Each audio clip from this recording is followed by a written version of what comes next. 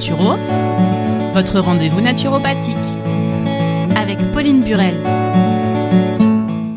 Bonjour Pauline. Bonjour Kiki, bonjour à toutes et à tous. On se retrouve aujourd'hui et aujourd'hui tu vas nous parler d'un problème qui touche beaucoup de monde. Oui Kiki, je vais vous parler de la tendinite. Donc d'abord, qu'est-ce que c'est exactement la tendinite et qu'est-ce qui se passe dans notre corps ? Donc la tendinite, c'est l'inflammation du tendon qui est souvent due à des mouvements répétitifs ou quand on force sur un mouvement. Alors on va avoir mal au niveau du tendon, surtout en cas de mouvement. Donc quand on va bouger, ça va nous faire mal ou quand on va toucher le tendon. Et parfois, ça peut être aussi gonflé.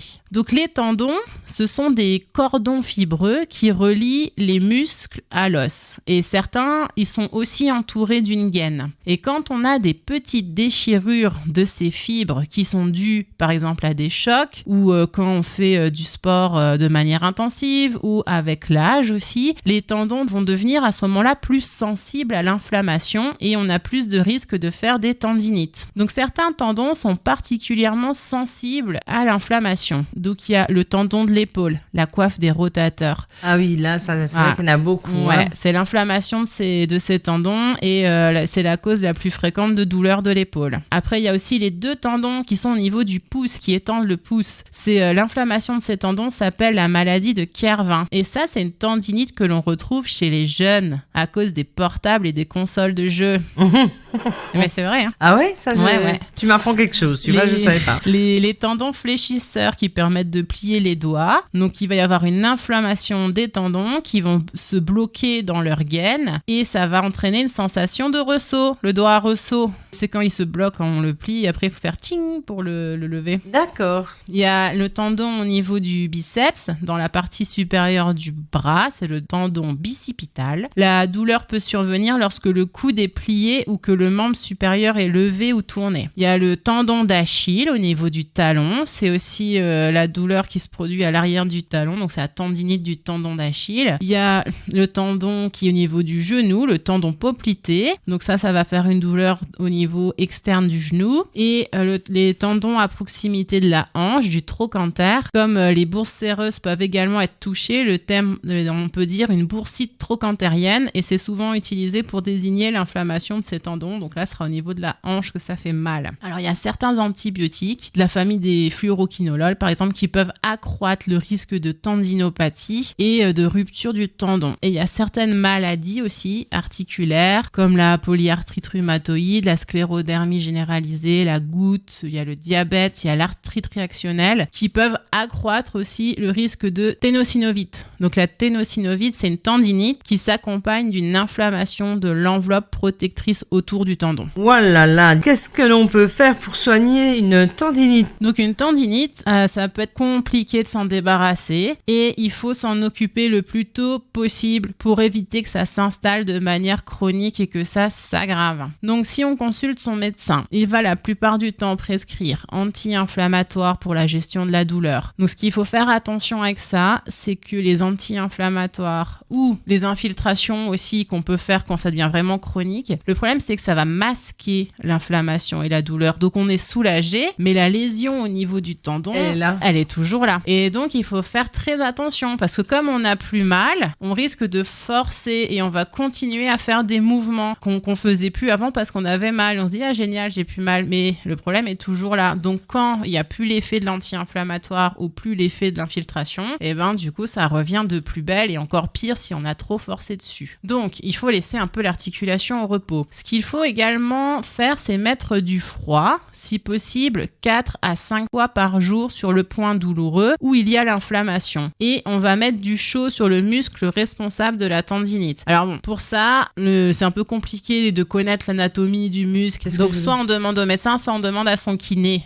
Voilà. Mais sinon, au moins, le plus simple, c'est de mettre du froid là où ça fait mal. Donc soit on met une poche de froid pendant 15 minutes minimum, 20 minutes maximum. Ou il existe aussi des gels ou des bombes qui font effet froid. Et ça, on peut le mettre si on n'est pas à la maison. Parce que bon, si on est déplacement, etc. On peut pas, Oui, peut pas se trimballer avec sa poche, surtout qu'on doit la laisser au congélateur pour qu'elle soit froide. Donc, on peut prendre ces deux choses-là. Et après, donc, pendant la crise inflammatoire, au début, quand ça fait très mal, on va laisser l'articulation au repos quelques jours. Mais après, c'est important de la remettre en mouvement de manière douce et progressive, avec notamment des étirements. Et ça, c'est intéressant de le faire, ces exercices avec un kiné, parce que les étirements, en fait, il faut savoir quel muscle il faut étirer.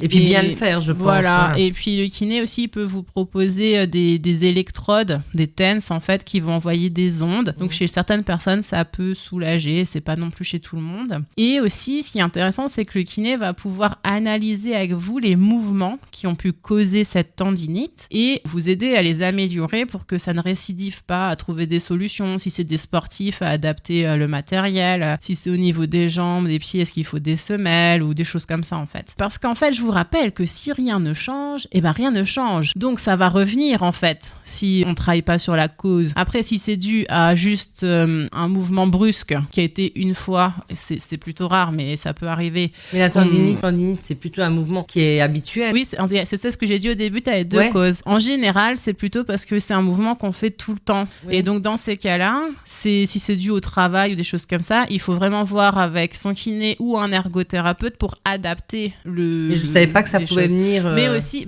ça peut venir d'une déchirure. Donc, en fait, on peut faire un mouvement brusque et on va faire une petite déchirure, une petite lésion qui va faire une tendinite. Ensuite, au niveau naturo, à mon niveau, on peut faire...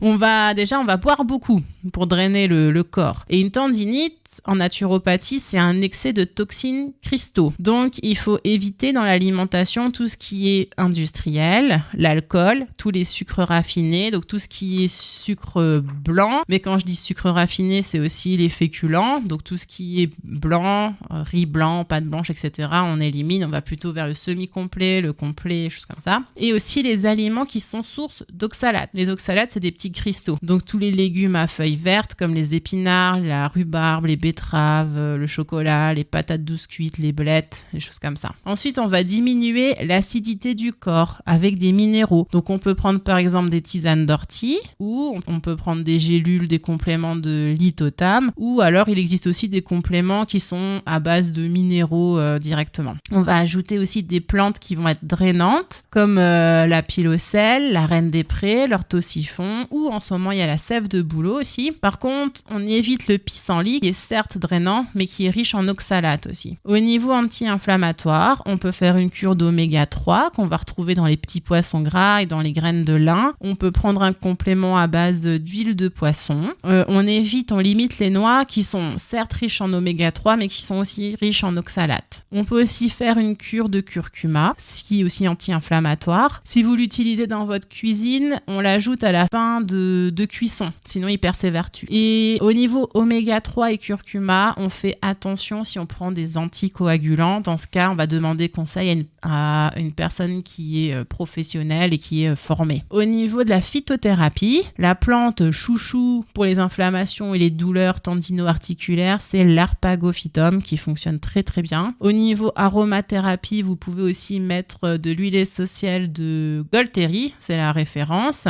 et vous la diluez dans un peu d'huile végétale, donc par exemple de l'arnica. L'arnica, ça va rajouter encore le côté antidouleur. Donc vous prenez par exemple, une cuillerée à soupe d'huile et vous y mettez 5 gouttes d'huile essentielle et vous faites des massages 2 fois par jour. On peut également, si vous voulez, ajouter un petit peu d'homéopathie en traitement de fond pour les personnes qui aiment bien. Donc là, on va aller avec un classique de l'arnica montana en 5CH et du rousse toxicodendron en 5CH et on prend 3 granules 3 fois par jour de chaque. Pour l'homéopathie, vous pouvez les prendre en même temps, mais il faut les prendre à distance du brossage des dents, du café et du repas pour qu'il y ait une meilleure absorption. Merci Pauline pour cette émission sur les tendinites. On se retrouve la semaine prochaine. Au revoir. Au revoir, bonne journée à toutes et à tous. Allo Naturo avec Pauline Burel, c'est tous les mardis à 13h sur RCB et sur www.radio-rcb.fr.